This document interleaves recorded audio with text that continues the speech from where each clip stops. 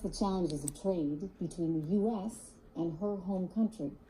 She's the host of a primetime English language television program overseen by the CCP, the Chinese Communist Party.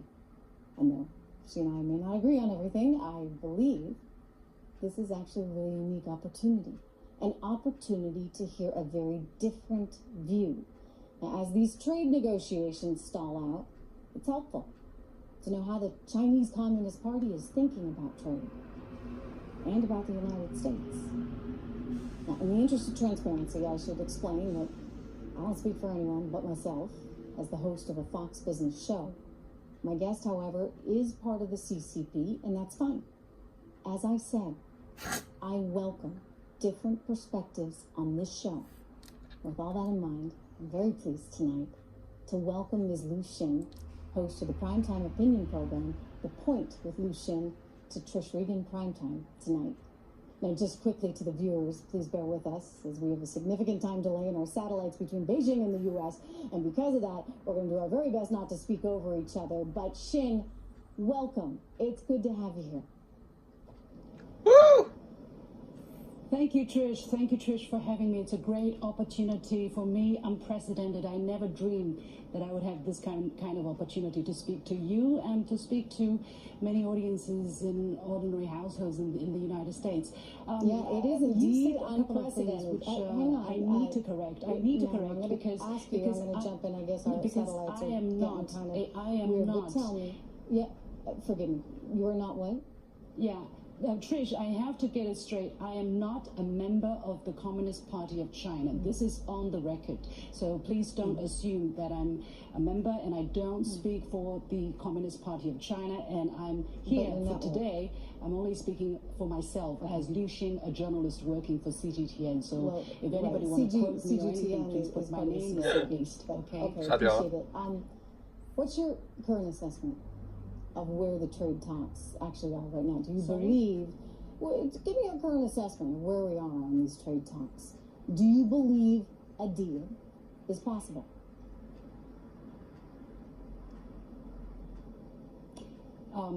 It is true that the satellite connection is not very good, but I believe that you're asking me where we are in terms of the trade negotiations. I don't know.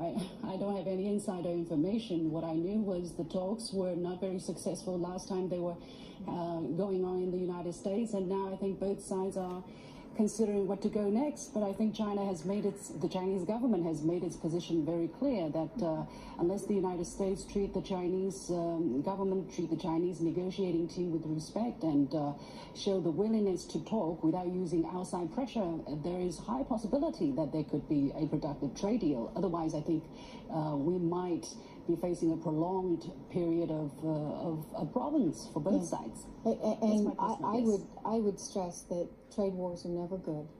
They're not good for anyone. So I want to believe, Xin, I want to believe that something can get done. And these are certainly challenging times. I realize there's a lot of rhetoric out there. But let me turn to one of the biggest issues, and that's intellectual property rights. I mean, fundamentally, I think we can all agree it's never right to take something that's not yours.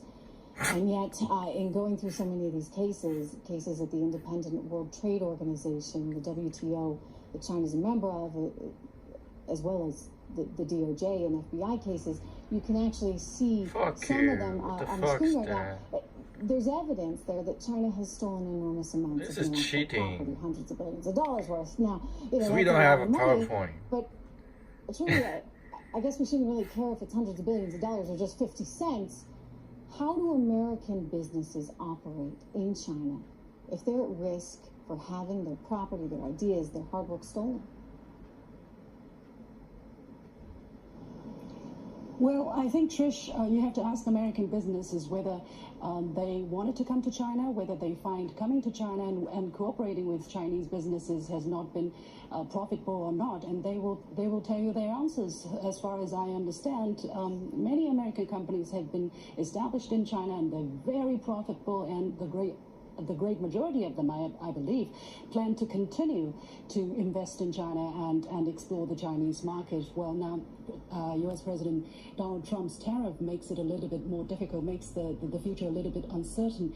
I do not deny that there are IP infringement, there are copyright issues, or there are piracy, or even theft of commercial secrets. I think that is something that has to be dealt with, and I think the Chinese government and the Chinese people, and me as an individual, I think there's a consensus, because without the protection of IP right, nobody, no country, no individual can be stronger, can develop itself. So I think that is a very clear consensus among the Chinese society. And of course, there are cases where individuals, where companies go and steal, and I think that's a common practice probably in every part of the world. And there are companies in the United States who sue each other all the time over infringement on IP rights. And you can't say, simply because these cases are happening, that America is stealing, or China is stealing, or the Chinese people are stealing. And basically that's the reason why I wrote that rebuttal, because I think this kind of blanket statement is really not helpful, really not helpful. Well, it's not just a statement, it's multiple reports, including evidence from the WTO. But let me ask you about Huawei, because that's certainly in the headlines right now. Sure, I don't deny those. No, I don't deny those. Right, I mean, look, I think, as I said, we can all agree that if you're going to do business with someone, it has to be based on trust.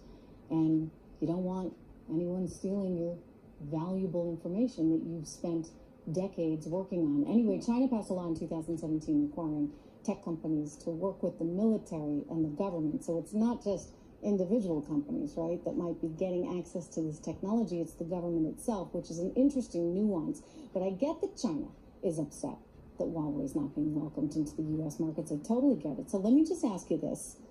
It's an interesting way to think about it. I think, what if we said, hey, sure, Huawei, come on in. But here's the deal. You must share all those incredible technological advances that you've been working on. You got to share it with us. Would that be okay? The fuck? I think it is, if it is through cooperation, if it is through mutual learning, if it is through, if you pay for the use of this IP, of this high technology, I think it's absolutely fine. Why not? We all prosper because we learn from each other.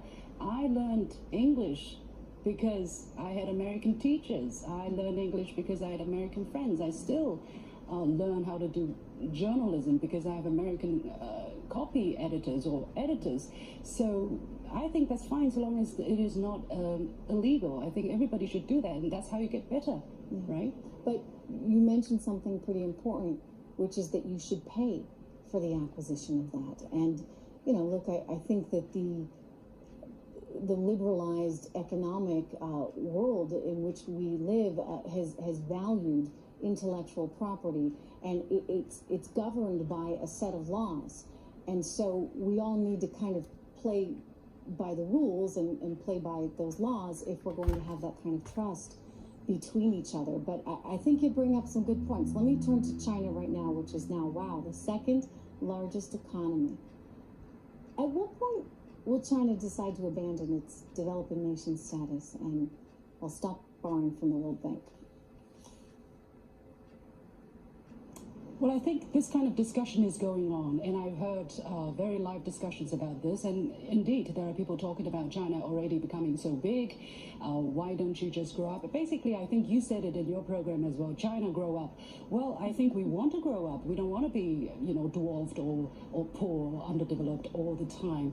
But it depends on how you define developing country, right? If you look at China's overall size, the overall size of the Chinese economy, yes, we are very big, the world's #1, but don't forget, we have 1.4 billion people. That is over 3 times the population of the United States. So if you divide the second largest overall economy in the world, basically when it comes down to per capita GDP, we're, I think, less than 1/6 of that of the United States, and even less than some other more developed countries in Europe. So you tell me, where shall we put ourselves?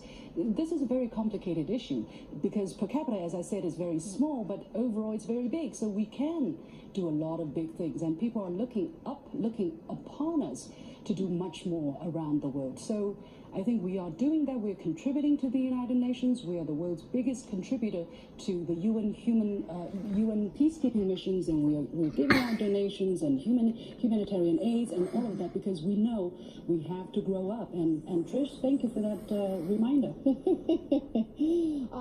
Let's get to the tariffs. I've seen some of your commentaries too, and Shin, I appreciate that you think China could lower some of its tariffs. I watched you say that, and I'm totally in agreement with you. In 2016, the average tariff, effectively a tax, that was charged on an American good in China was 9.9%.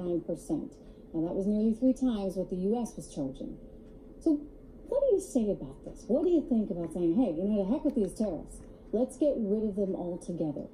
Would that work?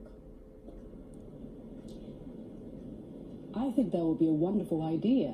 I mean, don't you think for American consumers, products from China would be even cheaper, and for consumers in China, products from America would be so much cheaper too. I think that would be a wonderful idea. I think we should work towards that. But you know, you talked about rule-based system, rule-based order.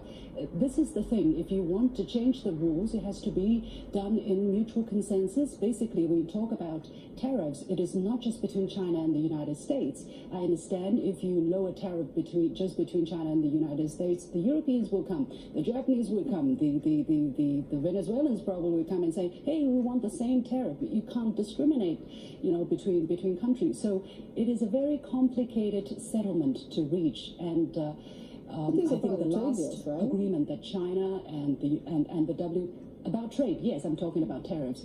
And I think the last time when the world agreed on the kind of tariff reduction China should commit to was exactly the result of multilateral and years of difficult negotiations. The United States saw in its interest and decided to what degree they can agree or to what degree they can lower their tariff. Nobody put a gun at their head. And China agreed to, although with some difficulties, to lower our tariff considerably. It is all the decision of countries according to their own self-interest. Now, things are different. Yes, I agree. 20 years later, what are we going to do? Maybe these old rules need to be changed. You know what? Let's talk about it. Let's do it according to the rules, the same rules. And if you don't like the rules, we'll change the rules. But again, it has to be a multinational, a multilateral decision. I would just say, you know, you can go back to the trade agreement of 1974, Section 301. There is a rule that enables the United States to use tariffs to try and influence the behavior of China should it be stealing our intellectual property. And that, I think, in some ways is part of what this all comes back to, and it's this sense of trust. And I hear you on the forced technology transfer, and I think that some American companies perhaps have made some mistakes in terms of being willing to overlook what they might have to give up in the near term. But this is an issue, I think, where the country as a whole needs to step in, and we're seeing the United States do that, perhaps in a way that hasn't happened. I mean, it's been in the background. Don't get me wrong. I think previous administrations have identified the challenge, but have really been a little unwilling to take it on. So we're living in these very different times. How do you define state capitalism? You mean, how do I define? Sorry, I didn't hear the last thing. You mean forced technology transfer, or so-called state forced capitalism? Technology transfer? No. Well, I guess forced technology transfer may be part of that, but state capitalism. In other words, one of the things that forced technology transfer is somehow you kind of skid it away. I'm playing you a compliment here. Hang on one second, Shin. I want to say that I think your system of economics is very interesting because you have a capitalist system, right? But it's state run. So talk to us about that. How do you define it?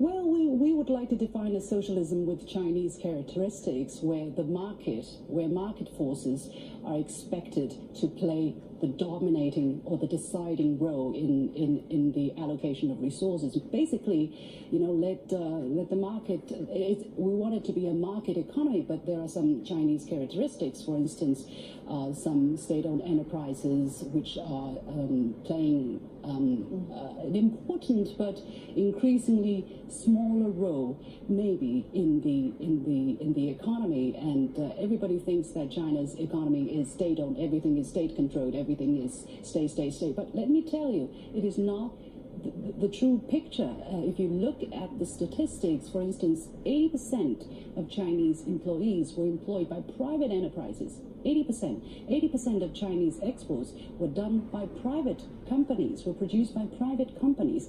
About 65% of technological innovation were carried out by private enterprises.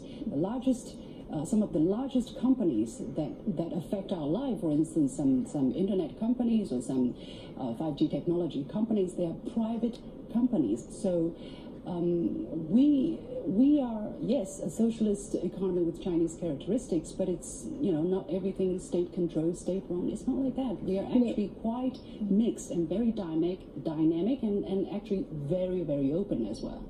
Well, I think you need to probably keep being open. I think that as a free trade person myself, I think that that's the direction to pursue.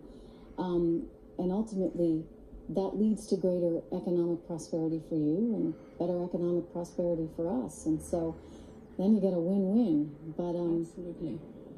This was interesting. I appreciate you being here.